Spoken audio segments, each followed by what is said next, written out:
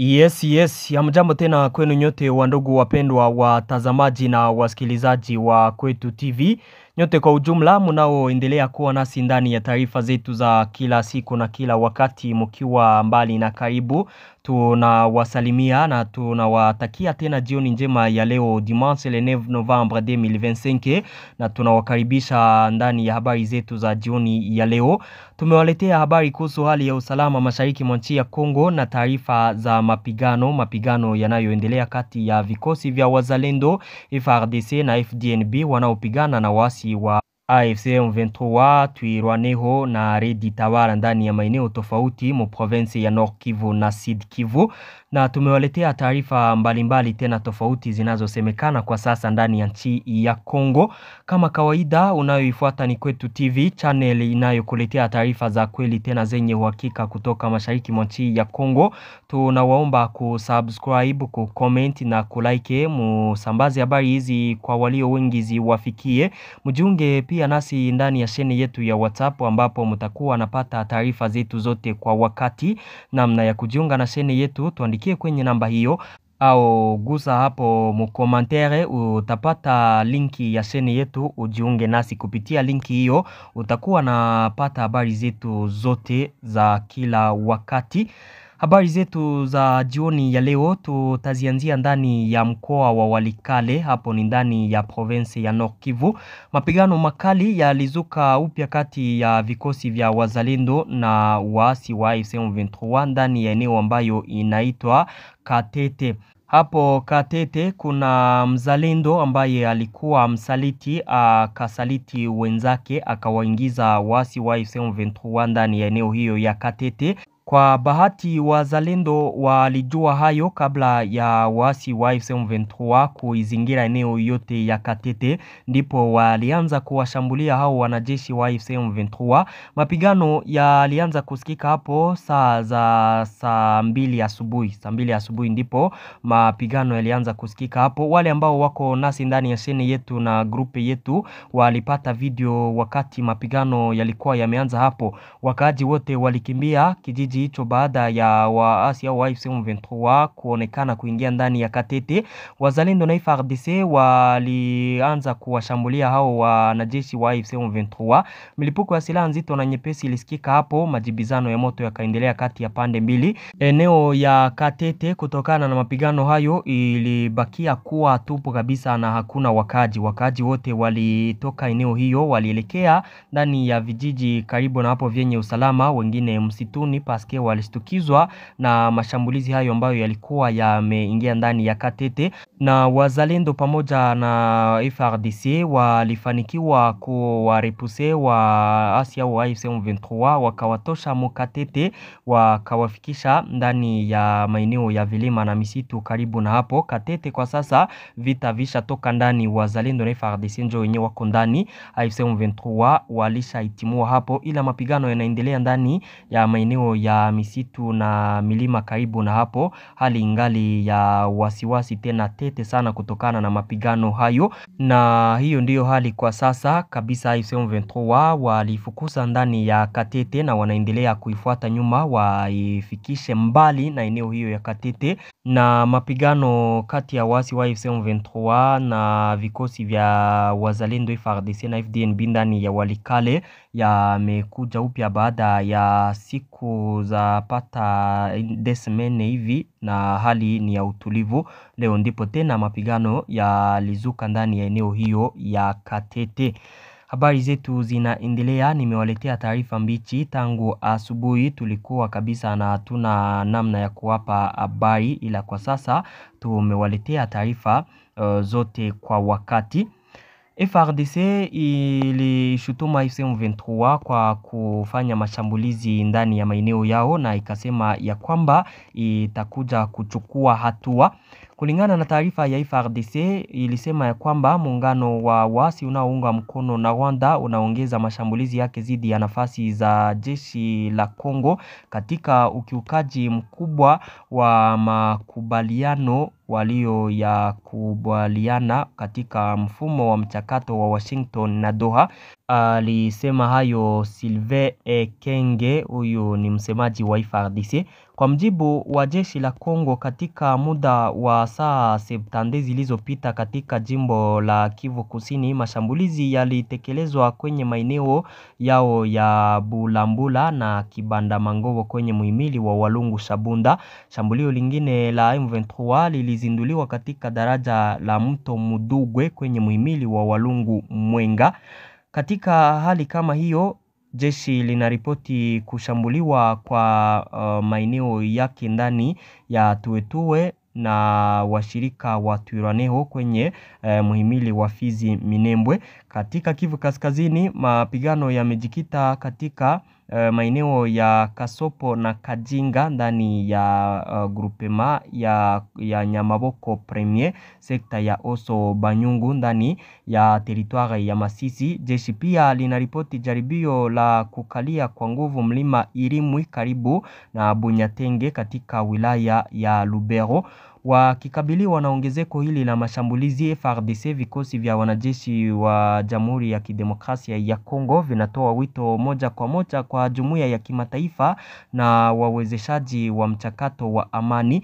Na pia FARDC inatoa wito kwa jumuiya ya kimataifa na wapatanishi wa Marekani na Katari kutoa ushahidi kwa kile wanachoeleza kuwa mtazamo unaopuuza ahadi zilizotolewa ndani ya mfumo wa mazungumzo yanayoendelea. Kudhibitisha wasiwasi wao kwa usalama wa raia waliouawa shahidi, FARDC ilitangaza kwamba walikuwa wamechukua hatua zote kukabiliana na uchochezi wote wa M23. Kwa hivyo jeshi la Kongo lilithibitisha azma yake ya kutetea uadilifu wa eneo hilo na kujibu uchokozi. Ni ndani ya taarifa ya siku ya jana ambapo FARDC ilitangaza ya kwamba M23 inaishambulia ndani ya maeneo tofauti kikiuka makubaliano waliosaini, na kusema kwamba itakamata hatua ya kujibu kabisa mashambulizi hayo yanayofanywa na M23. Tuendelee na habari zetu, tuelekee ndani ya Kinshasa. Kinshasa, FARDC iko naendelea kufanya operasyon ya ratissage ndani ya grupema ya Kingakati, hapo ambapo wanamgambo wa Mobondo walifanya mashambulizi yao zidi ya FARDC ndani ya vijiji tofauti. Ndani ya operasyon hiyo wanayoifanya siku ya leo, walikuja kuonesha wanahabari wanajeshi wa Mobondo waliokamatwa 60 pamoja na wengine 9 waliouawa wakati wa mapigano hayo. Wakati wa operasyon hiyo ya ratissage ambayo wako naifanya, FARDC pia ilionesha silaha 22 ambazo ilizikamata, mkiwemo silaha za aina AK47 na zingine za aina tofauti. Na mpaka kwa sasa ile Kingakati inafungwa. Mnajua ya kwamba baada ya atake hiyo, direksio ya Kingakati ilitangaza ya kwamba parke hiyo inafungwa kwa siku 2, siku hizi za weekendi. Na mpaka kwa sasa FARDC iko nafanya operasyon ya ratissage hapo. Waliokamatwa ndio hao ambao mnaona kwenye picha hiyo hapo, ambapo kabisa wanakaa chini wengi mbele ya viongozi tofauti wa FARDC. Hao ni wanamgambo wa Mobondo waliokamatwa ndani ya operasyon hiyo ya ratissage ambayo iko nafanyika ndani ya Kingakati. Tuendelee na habari zetu kama kawaida, tuelekee tena ndani ya Walikale. Mefrere, ndani ya Walikale kuna wakaaji wengi waliokimbia tena maeneo yao. Wakaaji zaidi ya Sengsa walifika ndani ya maeneo ya Walikale. Inakadiriwa kuwa ni wakaaji zaidi ya Sengsa 70 kulingana na kamati inayosimamia mienendo ya watu na ufuatiliaji wa kibinadamu katika eneo hili. Kaya hizi mpya zinatoka hasa maeneo ya Mirangi, Lusowa na Kalembe, maeneo yanayokumbwa na ukosefu wa usalama unaoendelea. Watu hawa waliohamishwa kwa sasa wanaishi Buleusa, Rusamambo na Kateko. Kwa mjibu wa kamati hii inayofanya sensa ya watu hao waliokimbia makazi yao, Buleusa imepokea kaya 387, Rusamambu ilipokea 203 na Kateku ikapokea 86. Watu hawa wanaishi na familia zinazowapokea bila usaidizi wowote wa kibinadamu, kwani wakaaji wa eneo hilo pia wameathiriwa na kukosekana kwa utulivu wa usalama tangu waasi wa M23 kuliteka eneo hilo. Wimbi hili jipya limekuja juu ya wimbi lililopo la watu waliokimbia makazi yao na waliorejea ambao pia wanaishi katika hali mbaya ya kibinadamu. Kamati hiyo inayosimamia harakati za idadi ya watu inatoa wito kwa mashirika ya kibinadamu kusaidia haraka watu hawa wanaohitaji chakula na vitu visivyo vya chakula, kwa sababu hali yao ya kibinadamu ni ya janga. Hali ya usalama inaendelea kuzorota sana ndani ya Walikale, hivyo kuacha wakaaji wengi kukimbia maeneo yao. Wanaishi bila usaidizi wowote, hali ya maisha ni magumu kwao. Tuelekee ndani ya mji wa Goma. Ndani ya mji wa Goma hali ya usalama inaendelea kuwa ya hali ya juu. Kuna watu waliokufa ndani ya siku mbili, waliuawa na mateso yanayofanywa na waasi wa M23.